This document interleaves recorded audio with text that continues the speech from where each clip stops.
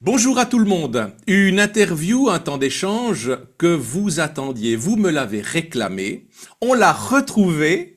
Il est bien en vie. Il a toujours sa langue bien placée et pas dans sa poche. C'était lui, notre bien-aimé curé enragé. Bonjour, cher chanoine Drian. Bonjour à tous. J'espère que Bonjour, vous madame. allez bien. Oui, oui, oui, ça va, ça va, ça va. Mais bon, j'ai eu quelques ennuis de santé, mais maintenant ça va. Pourquoi ai-je pour l'instant arrêté ma petite chaîne Curé enragé? Parce que simplement nous avons eu dans mon diocèse un nouvel évêque qui m'a donné beaucoup plus de travail que l'évêque précédent, qui évidemment n'avait pas le même âge. Donc quand on a 77 ou 78 ans, en général on travaille plus doucement que quand on a 57 ans. Et donc, le nouvel évêque étant ce qu'il est, et jeune, eh bien, m'a donné un tel travail que je n'ai pas pu continuer pour l'instant les petites interventions que je faisais dans cette chaîne, cette petite chaîne Curé enragé. Bon, mais je compte bien reprendre. Je compte bien reprendre dès que possible, parce que c'est, je pense, une très bonne manière, au moins pour les francophones, une très bonne manière de partager un certain nombre d'idées et surtout de faire réfléchir les gens. Et ça nous réjouit de vous revoir et de savoir que vous allez sans doute reprendre Oui. cette chaîne. Parce que c'est vrai que même le pape François nous encourage, nous prêtres, à prendre la parole aussi, à utiliser les moyens de communication modernes pour pouvoir faire entendre aussi la voix de l'Église. Alors, je suis déjà très heureux parce que j'ai eu beaucoup de personnes qui m'ont dit, est-ce qu'on l'a censuré? Alors, vous voyez, on n'a pas censuré. Non, non, non, non. On m'a censuré au moment du Covid. J'en reparlerai d'ailleurs au cours de cette émission. On m'a censuré parce que j'étais, moi, partisan de deux grands professeurs de médecine français, à savoir le professeur Perron d'un côté et le professeur à Raoult. Marseille, Raoult. Bon, et ça n'a pas plu à ces messieurs de YouTube qui donc ont censuré mon émission et m'ont menacé de tout effacer. Bon, j'avais de toute façon enregistré toutes mes interventions puisque j'en étais à 62 petits films donc sur ma chaîne. Et bon, voilà, j'ai fait en sorte de ne plus prononcer le mot Covid, de ne plus prononcer le mot incompétence, de ne plus prononcer. Et bon, ça avait continué. Et puis après, donc, est arrivé il y a bientôt 3 ans maintenant, mon nouvel évêque. Et là, j'ai plus eu le temps parce que il faut savoir que ce genre d'émission demande quand même une préparation et une préparation, je veux dire, importante. Donc c'est au moins une demi-journée à une journée de travail pour faire une émission.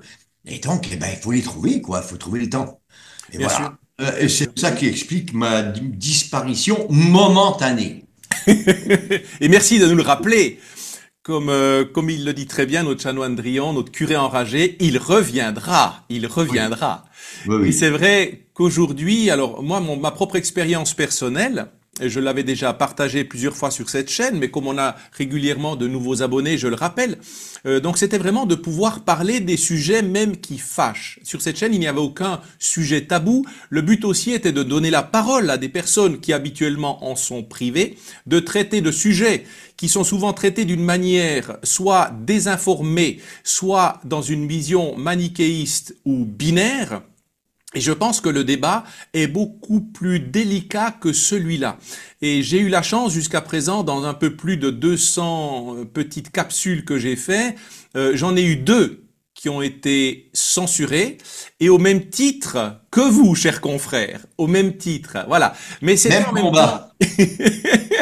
mais c'était en même temps dans cette période Covid où il me semblait important aussi d'ouvrir un petit peu le discours, d'ouvrir un peu aussi les esprits, et il me semblait qu'on fonçait tête baissée et que l'Église devait prendre la parole pour essayer aussi de modérer, d'éclairer les esprits d'une manière autre. Et surtout qu'il y avait justement quand même de gros questionnements qui venaient sur ce sujet. Alors c'est vrai qu'on avait dit aussi aujourd'hui qu'on allait suivre le fil rouge, déjà de parler liberté, expression, et de parler aussi liberté chrétienne. Alors, là aussi, beaucoup d'expérience, sans doute beaucoup plus d'expérience que moi, cher Chanoine Drillon. Quel, pour aujourd'hui, qu'est-ce qui vous a déjà peut-être poussé de créer cette chaîne Curé Enragé? C'était quoi à la base? Eh bien, c'était deux facteurs, je dirais. Le premier facteur, c'était que je m'étais aperçu que et je rejoins là-dessus le pape François, mais comme d'autres aussi, et je m'étais aperçu que les jeunes avaient maintenant d'autres sources d'informations que la presse écrite, le Figaro, le Monde, que sais-je moi, l'Humanité, etc. Grands journaux qu'on a en France, bon, en Suisse, je suppose que ce sont d'autres, mais voilà, la grande presse, bon, que maintenant ils ne lisaient plus aucun livre ou quasiment, ils ne regardaient plus tellement la télévision, mais alors il y avait des réseaux sociaux. Et beaucoup de jeunes que je connaissais m'ont dit, ben, ce que vous dites dans les sermons et à l'église devant, excusez-moi l'expression, 20 vieilles et 30 petits vieux, eh bien nous, on vous permettra de le dire devant 100 000 personnes ou 200 000 personnes par les réseaux sociaux. Ce qui s'est passé d'ailleurs. Donc c'est eux. J'ai trouvé un sponsor qui m'a payé une caméra. Et puis après, c'est eux, les jeunes, qui se sont occupés des branchements, enfin de toutes sortes de choses électroniques et informatiques que j'ignore complètement, mais ça a créé cette fameuse chaîne. Ça, c'est le premier facteur. La demande explicite des jeunes. Et le deuxième facteur, nous sommes en plein dans le sujet d'aujourd'hui. Le deuxième facteur, c'est que j'ai toujours remarqué depuis des années maintenant une dégénérescence non seulement de la liberté d'expression dans notre monde occidental, hein, la Suisse, la France, l'Italie, etc. Hein, voilà. Dans notre monde occidental, une dégénérescence de la liberté d'expression et de ce qui est encore plus profond que la liberté d'expression, à savoir la liberté de penser. La liberté de penser, P-E-N-S-E-R ou P-E-N-S-E-E, si vous voulez. La liberté d'avoir une pensée, mais la liberté aussi de l'acte même de réfléchir. Ce qui me choque depuis mais des années, certainement c'est le point le plus saillant, je dirais, de mon combat de prêtre, de chrétien, mais aussi de citoyen, c'est de dire il faut absolument donner aux gens des moyens, un, de réfléchir, la liberté de penser, deux, de pouvoir exprimer leur réflexion d'une manière, oui, libre, et non pas cadrée, contingentée en quelque sorte par soit l'État, soit de grands lobbies, soit de grands financiers. Parce que, en fait, grosso modo, les persécuteurs de la liberté, chez nous tout au moins, en Occident, c'est l'État, mais aussi les grands lobbies de pensée souvent minoritaires, et puis les financiers.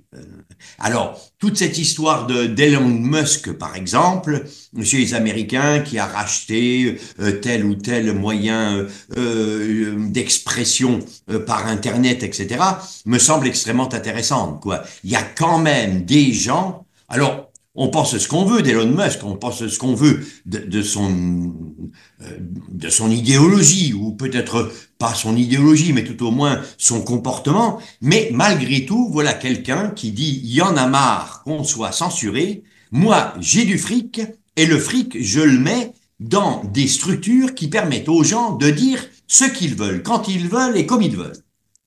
Voilà. Et je trouve ça merveilleux parce que ça correspond alors d'une manière encore plus profonde à la liberté chrétienne, la liberté des enfants de Dieu. Et ça, c'est absolument essentiel. On ne peut ni avoir la foi, ni professer la foi, ni se sauver finalement d'un point de vue chrétien que dans la mesure où on est libre. Si on est téléguidé, si on a la cervelle lavée, si on est persécuté parce qu'on ne pense pas comme la majorité, et c'est, me semble-t-il, un grand empêchement de trouver Dieu.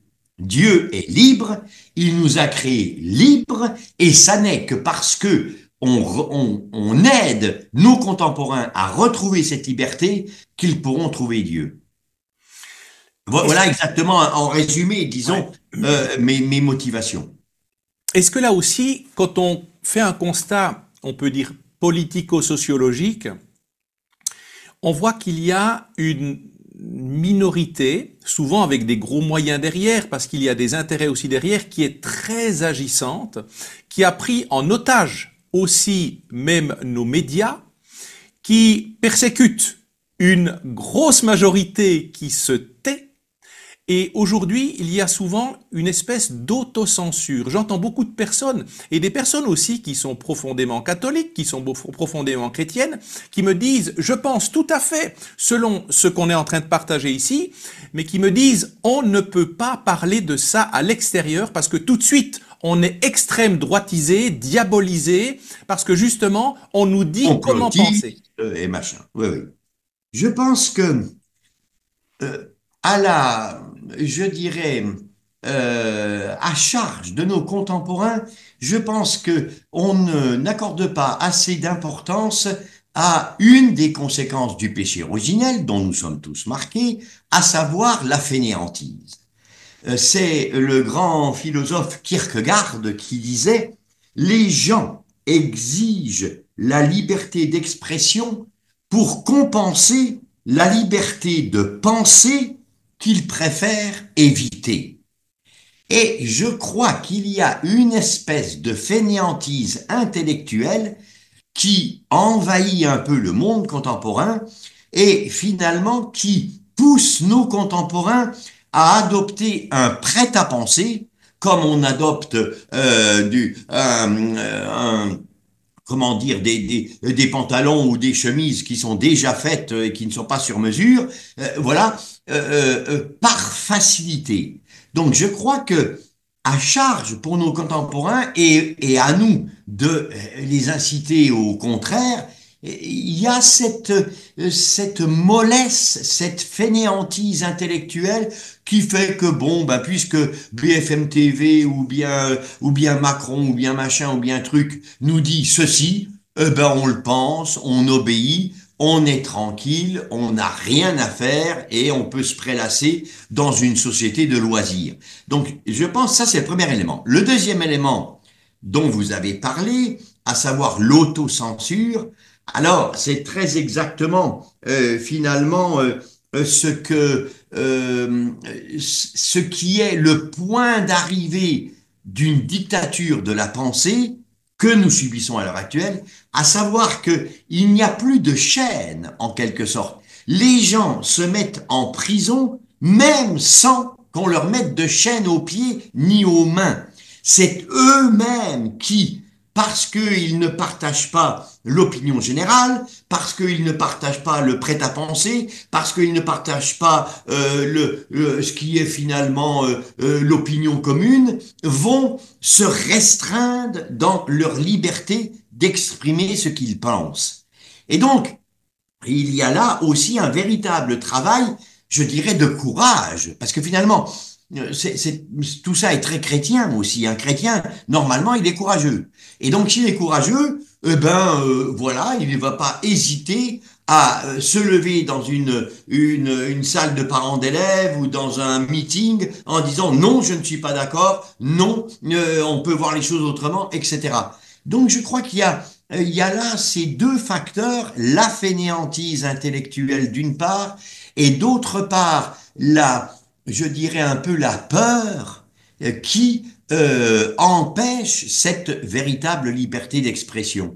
Mmh. Et je veux dire, la peur, elle est l'arme par excellence de ce totalitarisme de la pensée que nous subissons à l'heure actuelle. J'en veux pour preuve un grand auteur français qui s'appelait André Gide. André Gide disait: les lois et les censures compromettent la liberté de penser bien moins que ne le fait la peur. Toute divergence d'opinion dans la peur, toute divergence d'opinion devient suspecte et seuls quelques très rares esprits ne se forcent pas à penser et juger comme il faut. Mhm. Dès que vous créez un climat de peur, les gens obéissent.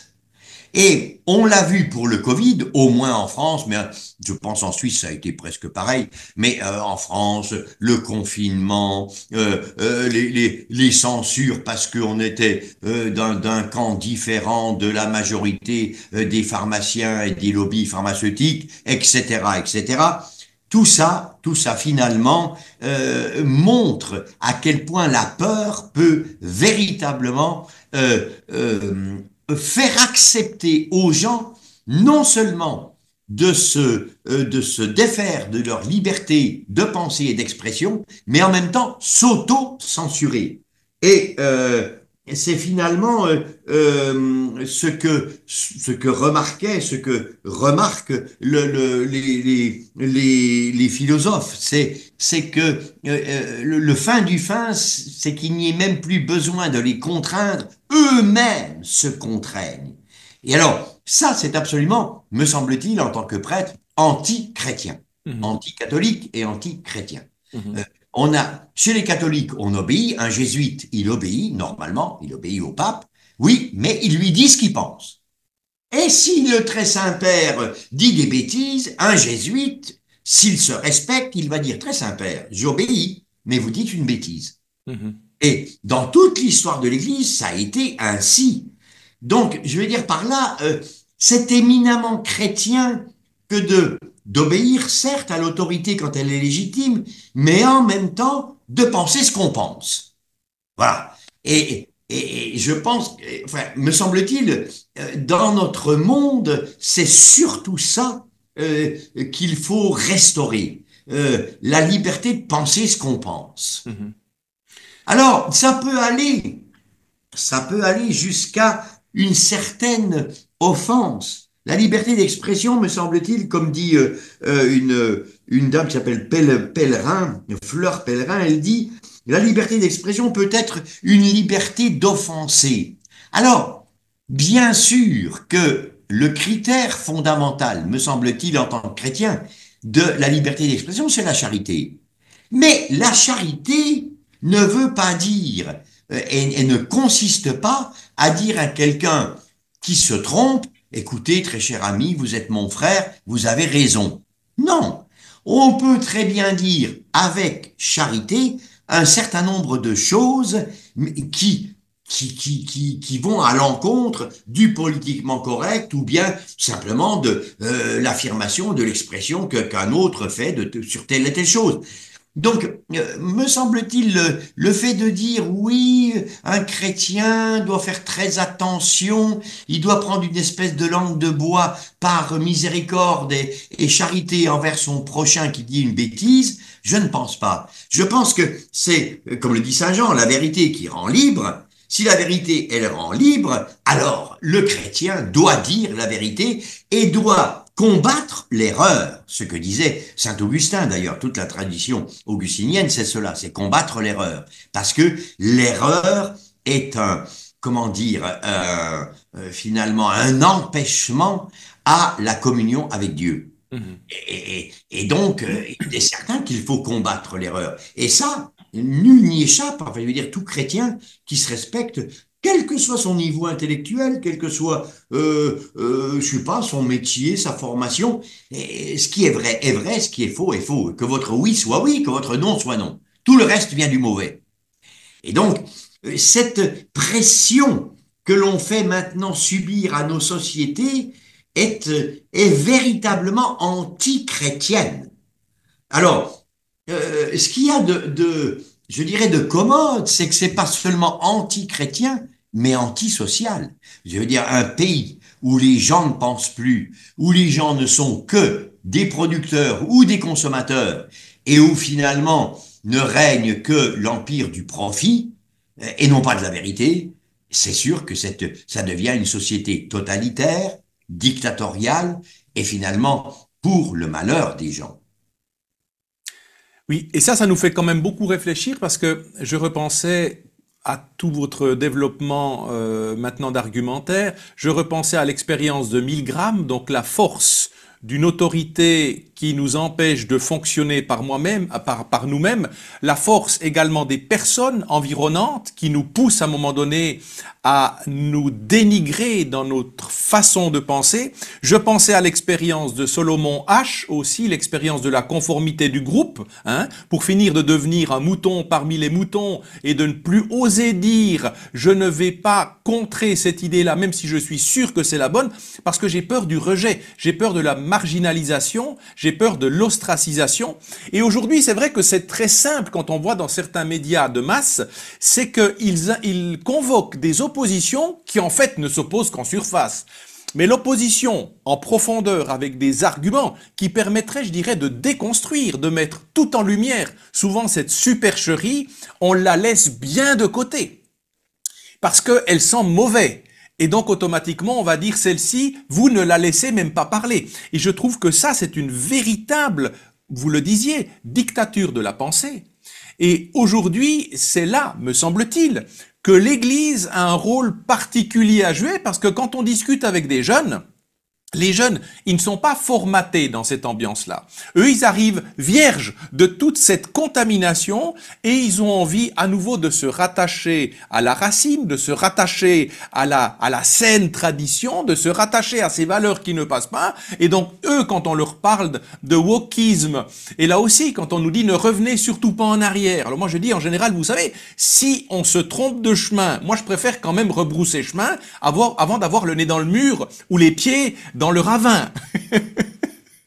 Mais vous savez, vous me faites penser au mot révolution. Et Dieu sait que c'est un mot français, je veux dire depuis 1789. Révolution, ça veut dire quoi? Justement, ça veut dire retourner en arrière. Autrement dit, comme vous le dites, il est certain que il est des évolutions à l'heure actuelle imposées, parce que le wokisme, le LGTB, QRTU, SKE, machin, tout ça est imposé. Les gens, comment dire, ne sont pas producteurs de cela. On les matraque par les médias, par l'éducation nationale, par tout ça. Mais sinon, en France, personne n'était wokiste. On a une telle histoire riche, avec ses hauts et ses bas, mais riche, que dire, ben voilà, on envoie tout balader et nous naissons aujourd'hui seulement. Et finalement, qu'est-ce qu'on va faire? Eh ben, on va produire et on va consommer. C'est pas suffisant. Enfin, donc, ça n'est pas venu des gens. Ça a été imposé par des pouvoirs. Et ces pouvoirs, parce qu'il est certain que, si vous voulez, de supprimer l'histoire, dans le wokisme en particulier, c'est véritablement permettre une aliénation, un emprisonnement des esprits des gens. Parce que l'histoire est porteuse. Et, comme le disait, je crois Foch, le maréchal Foch, il disait, il n'y a pas d'avenir pour les sociétés qui n'ont pas de passé. L'avenir se construit avec les racines du passé, qui produisent toujours quelque chose. Là, oui. Mais à partir du moment où vous coupez les racines d'un pays, il est bien certain que vous en faites une masse informe. Et on en est là, en quelque sorte. Donc, enfin, pourquoi est-ce qu'en France, on supprime les cours d'histoire? Pourquoi en France, on supprime les cours de philosophie? Pourquoi? Tout ça, c'est pour empêcher nos jeunes, non seulement de penser, mais d'avoir les instruments pour penser.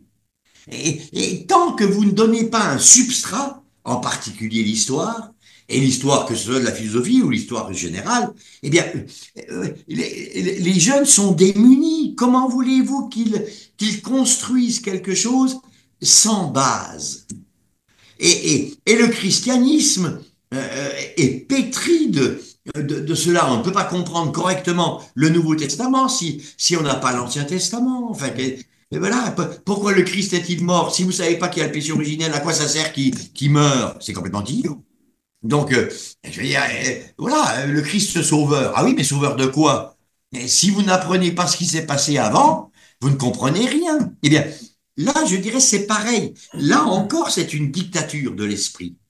Je veux dire, on vit véritablement soumis à des forces qu'il faut combattre. Mhm. Il faut absolument combattre.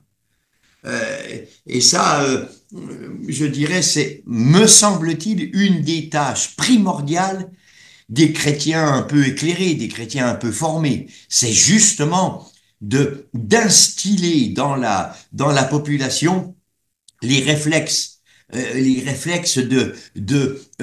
l'esprit critique, de dire, voilà, c'est pas parce que à TF1, BFM TV ou etc., que ça a été dit qu'il faut que je le pense. Vous voyez, par exemple, hein, moi, ce qui m'a scandalisé, un des derniers scandales qui m'est vraiment, mais oui, si j'avais eu le temps de faire un curé enragé, ils en seraient pris plein la figure. C'est, comment ça s'appelle? RTB, je crois, en Belgique, nos amis de Belgique. RTB, Trump faisait son discours. Ils ont retransmis le discours de Trump au tout début, là, quand il a été réélu, machin.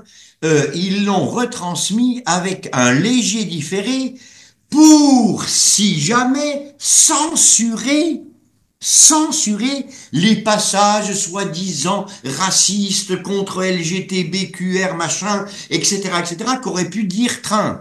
Je veux dire, c'est le président des États-Unis. On pense ce qu'on veut de Trump, qu'il soit une fripouille, qu'il soit pas une fripouille, tout ce qu'on veut. Mais c'est le président des États-Unis, c'est son premier discours, c'est le discours du trône en quelque sorte. Mais laissons-le s'exprimer, enfin, et devant l'opinion mondiale. On va pas couper ce qu'il raconte. Enfin, Mhm.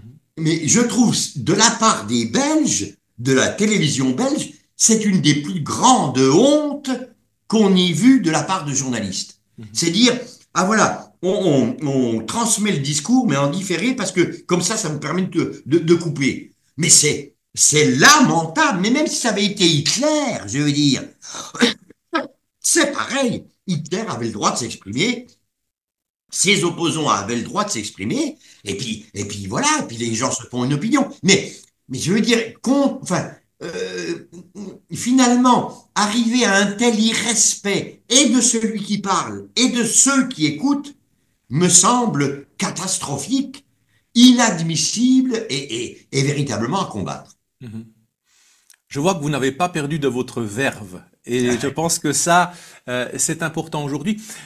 Michel Maffezoli nous dit encore maintenant dans ses derniers livres, dans son dernier livre de mémoire, que nous arrivons à la fin de l'époque postmoderne et donc qu'il y a en même temps une conjugaison de beaucoup de facteurs. Alors elle a commencé depuis 1789 avec la Révolution et puis qu'en même temps il y a une confrontation maintenant de différents points de vue, de différentes idéologies, d'intérêts très puissants qui poussent derrière. Et franchement, j'ai de la peine, vraiment beaucoup de peine à me dire que ces intérêts sont bons pour l'humanité, parce qu'on parlait avant de Musk ou qui que ce soit. Moi, en tout cas, je dis, on va d'abord laisser parler la personne, voir ce qu'elle propose, et moi, je regarde l'acte et non pas le profil qu'on m'en dessine avant même que je l'ai laissé parler. Et donc pour moi, je regarde simplement les actes. Et je trouve que déjà de vouloir libérer la parole, de vouloir dire peut-être une version qui est autre, qui peut me sembler peut-être de prime abord scandaleuse, irrecevable. Mais saint Thomas d'Aquin nous disant aussi que la disputatio, la confrontation d'idées, c'est ça qui nous Mais fait jaillir la lumière. exactement. Enfin, je veux dire, c'est éminemment chrétien, la disputatio. Alors, ça n'empêche pas la charité, le respect de l'autre.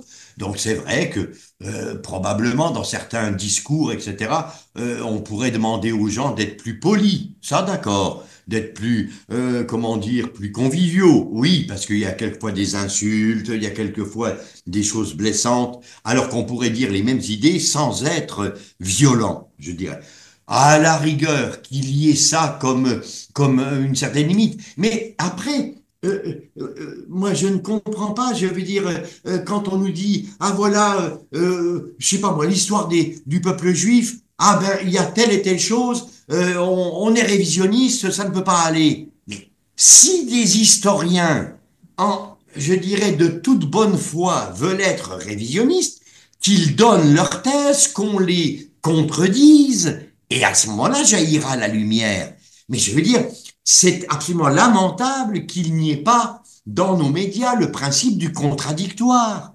Et donc, même si je dis une erreur, me semble-t-il, j'ai le droit de la dire. Et c'est le devoir de mon interlocuteur de me faire remarquer et de me prouver que c'est une erreur. C'était le principe même de saint Thomas, ça, la disputatio. Et tant qu'on l'aura pas retrouvé, eh bien, on peut faire des gens ce que l'on veut. Enfin, je veux dire, c'est encore plus fort je sais pas, que la dictature des empereurs romains ou que la dictature de tel ou tel chef d'État. Staline, ben, quand on voit certains penseurs russes, bon, ben, Staline ne les a pas empêchés de penser, finalement. Il les a mis en prison, certes, mais il ne les a pas empêchés de penser. Tandis que là, ce que je trouve de vraiment dangereux, c'est qu'on empêche les gens de penser. Et par là même, on les empêche justement d'avoir la foi, parce que la foi, comme le dit Saint Augustin, est un acte libre. Autrement dit, il faut que j'ai cette proposition de la foi, et il faut que j'ai autre chose aussi, et que je choisisse librement. Parce que, parce que j'ai été créé à l'image et à la ressemblance de Dieu, donc je suis un être libre. Si on m'impose même la foi, à ce moment-là, mon acte de foi ne vaut rien, parce il n'est pas libre. Absolument d'accord. Et là, j'ai deux exemples dont on pourrait aussi un tout petit peu parler dans ce cadre-là. Je regardais dernièrement des très brèves interviews sur les positions qui se prennent actuellement. Alors, vous êtes en France, typiquement du côté de la France, avec tous ces va-t-en-guerre. Tout le monde veut partir en guerre, hein, tout le monde dirait qu'ils veulent partir dans l'apocalypse, et on critique les seuls qui veulent faire la paix. C'est quand même un petit peu particulier. Et ils interviewaient des personnes dans la rue en disant quel est plutôt votre point de vue. La plupart des personnes qui disaient non, moi je pense qu'il faut donner la chance de ceux qui proposent des trêves, qui proposent la paix, la plupart étaient floutés. Ils demandaient à être floutés. Alors, dans un pays qui se veut un pays animé par les droits de l'homme, par la démocratie, par la liberté de penser, je trouve que là, quand on nous parle de démocratie et de liberté de parole, eh ben, moi je me dis, le moment où je me fais flouter sur mon image, c'est que j'ai peur de la répression, c'est que j'ai peur de la marginalisation. C'est assez fou quand même. C'est la fameuse peur que l'on crée. Et en France, on a eu aussi, nous, je parlais de la télévision belge, mais on a fait pire, nous, encore en France, puisque le président de la République, par des magouilles juridiques, a fait interdire une chaîne de télévision qui était la première au point de vue de l'audimat, comme on dit. Bon, ce qui ne veut pas dire grand-chose, mais quand même, une chaîne sérieuse qui était C8. C8, depuis le 1er mars, n'a plus le droit d'émettre. Je veux dire, tout ça parce que C8, cette chaîne de télévision, n'était pas dans le politiquement correct. Mais c'est absolument scandaleux que dans le pays des droits de l'homme, notre soi-disant devise républicaine, liberté, égalité, fraternité. Il n'y a plus de fraternité, l'égalité, il y a les riches et les pauvres, et la liberté, on vous ferme les chaînes de télévision comme ça. Mais, enfin, je veux dire, mais c'est scandaleux. Et alors, ce que je trouve très dangereux, c'est qu'il y a peu de réactions. Il y a peu de réactions. Justement parce qu'il y a la peur, à mon avis. Parce que là, pourquoi C8, il n'y a pas eu tellement de réactions quand ils l'ont supprimé? Parce que le président de la République venait de parler de Poutine en disant que les chars russes allaient défiler sous la tour Eiffel et à la tombe du soldat inconnu. Enfin, des choses aberrantes, mais aberrantes. Mais plus c'est gros, plus ça passe. C'est quelque chose d'ahurissant. Et je veux dire par là, c'est très dangereux parce que justement, finalement, on en arrive à un peuple de gens qui ont peur. Alors, il y a eu le Covid, et puis maintenant, eh ben, c'est les chars russes qui, soi-disant, dans 10 minutes, vont arriver devant le palais d'Élysée. Mais enfin, arrêtons. C'est une guerre entre la Russie et l'Ukraine. Moi, je dis, c'est bon cela, qui se le mettent d'accord, parce qu'enfin, c'est vrai que Kiev était quand même la ville où est née la Russie. Bon, et d'un autre côté, il y a d'autres gens, tout ça. Moi, je ne veux pas prendre position, mais je dis, là, c'est pareil. Enfin, Macron a fait interdire la RT, là, c'était une chaîne, alors, de propagande, certes, mais de propagande russe, avec des fonds russes et qui émettaient en France. Je veux dire, bon, et voilà qu'on laisse les Russes et le pouvoir russe avoir une chaîne de télévision et puis qu'on en crée une, nous, ailleurs, qui va démonter la première. Mais c'est ça la disputatio. Et il n'y a Absolument. plus de disputatio. Alors, c'est là où c'est, enfin, à mon avis, vraiment préoccupant, très préoccupant. Et J'avais c'est pour fait, ça que je crois que les catholiques doivent être, un peu pour résumer cela, et les catholiques doivent être des gens de liberté et qui promeuvent vraiment la liberté. Au nom de l'évangile, mais au nom aussi simplement d'un humanisme, je dirais. On n'est pas des bêtes et on a une raison. Et cette raison, eh ben, laissons aux gens leur raison, et laissons-les réfléchir. j'avais fait sur cette chaîne il y a quelque temps une petite capsule sur le discours d'Étienne de la Boétie sur la servitude volontaire. Et là aussi, pour moi, il est criant d'actualité. Ils ne sont grands que parce que nous sommes à genoux. Je pense qu'à un moment donné, il faut se réveiller, il faut simplement prendre sa place en se disant, et moi c'est souvent ce que je me dis, tous ces soi-disant puissants, ils ne sont puissants et surpuissants, ils ne prennent que l'ascendant sur moi parce que je les laisse prendre l'ascendant. À un moment donné, et je dis pas, ça doit pas se passer avec de la violence. Évidemment que si on brime, si on oppresse des personnes, plus on oppresse, plus ça va réagir violemment. Et nous, en tant que prêtres, en tant que personnes qui essayons d'éveiller les consciences, c'est justement pour que les personnes puissent à nouveau se reparler avant qu'on en arrive à des explosions. Et aujourd'hui, c'est ça. Parce que c'est vrai que l'aspect, moi je suis toujours sidéré et je vous rejoins totalement là-dedans, c'est que je me dis, mais qu'est-ce qu'ils vont encore faire passer comme truc et que ça passe et que les gens acceptent.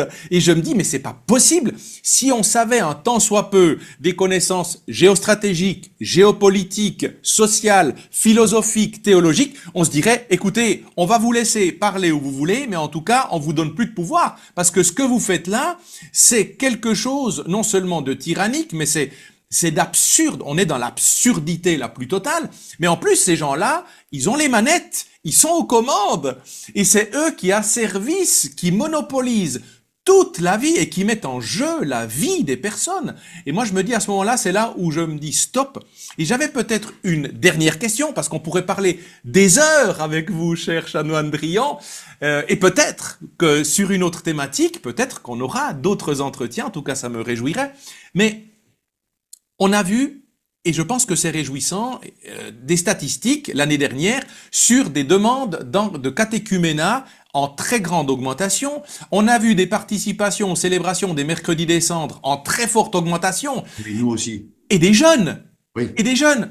plein de Et je gens. me dis de ce côté-là, en même temps, c'est réjouissant de voir ça, mais d'un autre côté, est-ce que, il y a déjà une relève de personnes qui se disent, moi je reviens à quelque chose, vous parliez avant d'enracinement, à nouveau quelque chose qui me parle, où j'ai besoin de sens, où j'ai besoin de reconnaissance, où j'ai besoin de communauté, où j'ai besoin d'élévation spirituelle, de nourriture, et je me dis là, nous avons sans doute un rôle à jouer, parce que c'est sans doute un signe aussi de la providence, et je me dis attention à ne pas se laisser, au niveau église, contaminer ou apeurer par l'esprit de ce monde-là qui veut nous faire taire. Qu'en pensez-vous? Écoutez, moi je reprends justement le Covid. C'est vrai que au moins en France, nos évêques ont été plus que soumis au pouvoir et donc à l'OMS et donc aux grandes firmes pharmaceutiques, etc. Parce que maintenant tout ça éclate. On voit bien, et Pfizer le dit, son vaccin n'empêchait pas la contamination. Je veux dire, c'était donc quand ils ont interdit la messe. Pendant le Covid, moi je me rappelle donc, moi j'ai continué à la dire et puis les gens passaient par la porte de la sacristie pour y aller, vous voyez, bon, à la messe. Bref, parce que moi je me suis dit, mais enfin qu'est-ce que c'est que cette histoire? La messe c'est un commandement divin, arrêtons. Pour l'instant, en France, il n'y a pas tellement de morts ou les pauvres morts qu'il y a, c'est parce leur a donné du Rivotril, c'est pour les vieux, on les a 200 000 à peu près, on les a bazardés. Et puis après, oui, c'est parce qu'on n'a pas soigné les gens. Donc, je me suis dit, la messe, c'est la messe. Les gens veulent y aller. Et ben voilà, au lieu de passer par la grande porte de l'église, ils vont passer par derrière. Bon, très bien. Mais l'épiscopat, à l'époque, et surtout vers la fin de la crise, ne faisait rien pour faire modifier les décrets qui interdisaient aux gens d'aller à la messe. C'est la première fois dans l'histoire de l'Église, dans un pays libre, que les catholiques ne pouvaient plus aller à la messe le dimanche. Bon, eh bien, finalement, c'est les gens qui ont manifesté et qui ont fait plier l'État. Donc, je veux dire par là, on voit d'une part que si on ne fait rien, c'est la fameuse servitude volontaire de la Boétie, mais que dans la mesure où chacun se lève, alors à ce moment-là, on arrive tout à fait à retrouver une certaine liberté. Et quand il y a eu ces manifestations catholiques, donc partout dans toutes les villes de France, en disant on veut l'autorisation d'aller à la messe, eh bien l'État a été obligé de capituler. Et voilà. Mais ce ne sont pas les évêques. Et c'est ça qui est, me semble-t-il, là encore important. C'est que moi je trouve que l'Église catholique devrait faire le bilan, le vrai bilan du Covid. Se dire qu'est-ce qui a été bon et qu'est-ce qui a été mauvais. Et qu'est-ce que nous, Église catholique, on aurait dû faire pendant le Covid. Alors je ne dis pas de s'inoculer le Covid les uns les autres, pas du tout. Je dis qu'il y a peut-être une réflexion à mener. Qu'est-ce que l'Église catholique aurait dû faire? Voilà, il y a des gens qui ont dit ne pas se vacciner est un péché contre l'humanité, est un péché mortel, machin. Mais où on a vu ça alors qu'on sait très bien maintenant que les fameux vaccins, ils étaient expérimentaux, ils n'ont jamais empêché la propagation du virus. Et ils ont créé des tas de maladies. À l'heure actuelle, il y a combien? 2800 procès contre les firmes pharmaceutiques pour les effets du vaccin du Covid. Donc, je veux dire, après qu'on laisse les scientifiques débattre, la disputatio, comme on disait de saint Thomas, mais qu'on n'impose pas quelque chose et que surtout l'Église catholique ne prenne pas parti pour l'un ou pour l'autre, mais dise moi, je suis une école de liberté. Bon, les gens sont responsables, ils vont à la messe, eh ben ils vont à la messe. Bon, et ils ont des informations, ils se font leur opinion et ils décident. Enfin, c'est ce qu'on appelle la liberté des enfants de Dieu. Si on n'est plus libre d'aller à la messe, mais où va-t-on? Ça va pas, quoi. Et je pense que ce phénomène-là, j'en avais parlé d'ailleurs, en disant, j'imagine que plus tard, peut-être pas tout de suite, il nous faudra encore un peu digérer toute cette histoire-là, parce qu'on voit gentiment, en tirant le fil, que beaucoup de choses sont en train de sortir. Et j'imagine que non seulement les dirigeants, les grands décideurs, les médias, mais aussi l'Église sera jugée très sévèrement pour cette période-là. Hélas. Oui, et je pense, comme on dit, errare humanum est, perseverare diabolicum est. Et je pense que là, comme vous le dites très bien, à un moment donné, on pourra pardonner. On pourra pardonner. Et puis l'Église, si l'Église fait son mea culpa. Exactement. Mais vous savez, c'est comme pour Galilée. On s'est planté par rapport à Galilée. On s'est planté. Bon. Eh bien, on a recommencé à se planter avec le Covid. Et c'est ça. Et ça va être à peu près pareil, vous verrez, sur le réchauffement climatique, machin, le tri ceci, le tri cela. Vous verrez que là aussi, il y a une propagande épouvantable pour des tas d'intérêts et que, me semble-t-il, l'Église doit être très prudente, très prudente. Enfin, quand même, au temps de saint Thomas d'Aquin, le Groenland était, qui s'appelle, donc qui est maintenant dans les glaces, c'était une terre de végétation avec des fleurs, des arbres et des plantes. Groenland, ça veut dire terre verte. Bon. Voilà, et c'était au temps de Saint-Louis, au temps de saint Thomas d'Aquin. Donc je veux dire, un peu de recul. L'Église, elle est là pour prendre du recul, pas pour être dans l'actualité, je dirais l'instantané. Non, non, non. On a le temps. On a le temps. On a même l'éternité. Absolument. Et là aussi, une dernière réflexion que je voulais mener avec vous, on voit sur les réseaux sociaux aussi de plus en plus de jeunes qui commencent là aussi de mettre en lumière ce que souvent nos médias veulent faire taire. et des jeunes qui sont baptisés, qui veulent vivre au nom de leur sacerdoce baptismal. Et là, je rappelle ici, parce que j'en parle régulièrement, je l'ai déjà reçu, notamment Napo, qui lui répertorie actuellement, et il a plusieurs réseaux sociaux, mais notamment tous les dégâts qui sont faits au niveau des églises, des chapelles, etc., où il répertorie tout ça, et il dit ce qui s'est passé. Il réinforme quelque chose qu'on essaie de mettre sous le tapis. Il y a l'évangélisation Ignis et Ignis 2, ces deux chaînes, j'ai interviewé dernièrement Benoît, qui lui aussi en parle.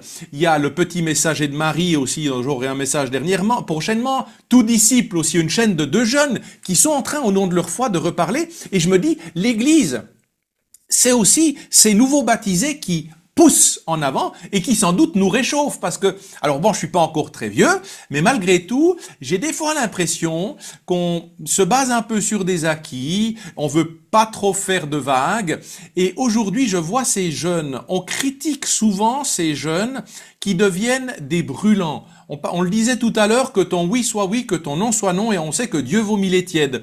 Et là, je me dis aujourd'hui, on a des jeunes qui attendent de la nourriture, qui reviennent au sacré, qui reviennent au symbole, qui reviennent au sacrement. Et c'est là où on doit jouer notre rôle.